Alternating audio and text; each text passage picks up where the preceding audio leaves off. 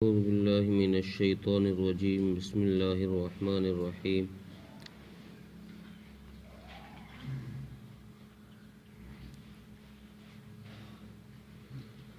وماذا عليهم لو آمنوا بالله واليوم الآخر وأنفقوا مما رزقهم الله وكان الله بهم عليما.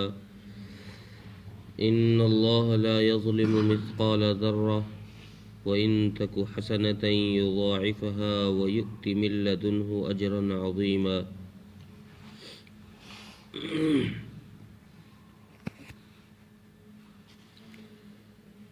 اس سے پہلی آیت میں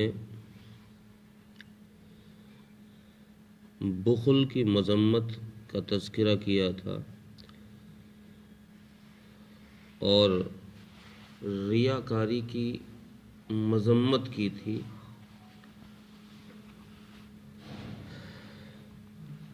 اور وہ لوگ جو آخرت پر اور قیامت کے دن پر اور اللہ پر ایمان نہیں رکھتے، ایسے لوگوں کو شیطان کا دوست بتایا. اور اس آیت میں اللہ تبارک و تعالیٰ نے اس کے برخلاف انفاق فی سبیل اللہ کی ترغیب دی ہے اور اللہ پر اور قیامت کے دن پر ایمان لانے کے لیے کہا ہے. جن لوگوں کا پچھلی آیت میں تذکرہ کیا تھا ان کے متعلق اس آیت میں فرمایا جا رہا ہے کہ ان لوگوں کا کیا ہو جاتا، کیا بگڑ جاتا ان کا اگر یہ اللہ پر ایمان لے کر آ جاتے.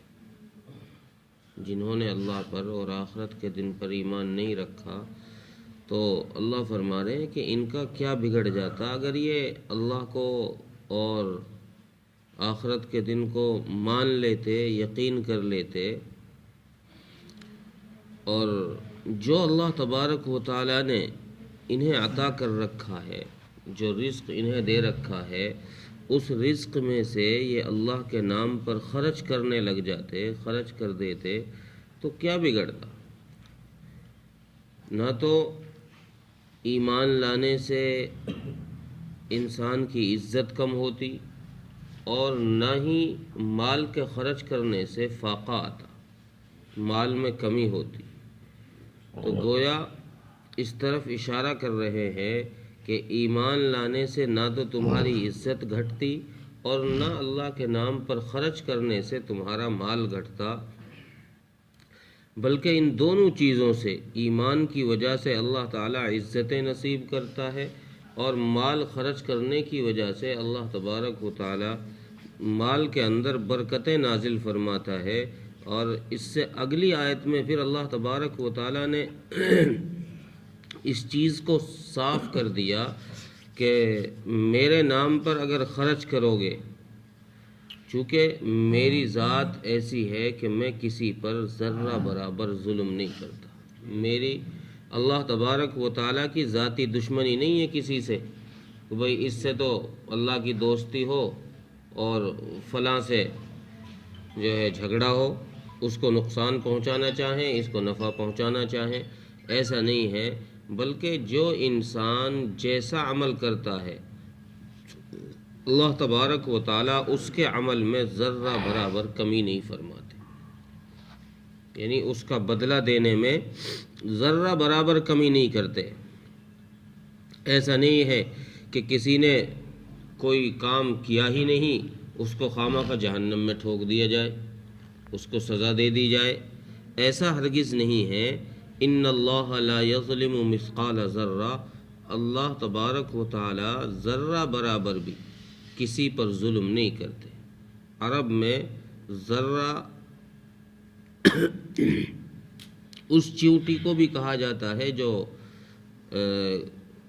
لال سے کلر کی ہوتی ہے، گولڈن سے کلر کی، بالکل ہلکی سی، دکھائی بھی بڑی مشکل سے دیتی ہے، اس کو بھی ذرہ کہا جاتا ہے. گویا اس طرف اشارہ ہے کہ کسی نے ہلکی سے ہلکی چیز بھی اگر کی ہے اس کا بھی عوض وہاں دیا جائے گا. چھوٹی سے چھوٹی یا چھوٹا سے چھوٹا کوئی نیک عمل کسی نے کیا ہے اس کا بھی وہاں اللہ کے یہاں بدل دیا جائے گا. ایسا نہیں ہوگا کہ کسی کے کسی عمل کو وہاں پر چھپا دیا جائے، یا کسی کے عمل کی وجہ سے اس نے کیا ہی نہیں ہے ایک عمل، اس کی وجہ سے اسے سزا دے دی جائے۔ کوئی گناہ کوئی انسان کرے نہیں اور اللہ تبارک و تعالیٰ اس کو سزا دینے لگ جائے، تو یہ بھی اللہ تبارک و تعالیٰ نہیں کریں گے، چونکہ اللہ کے یہاں کوئی جھوٹے مقدمات تو چلیں گے نہیں۔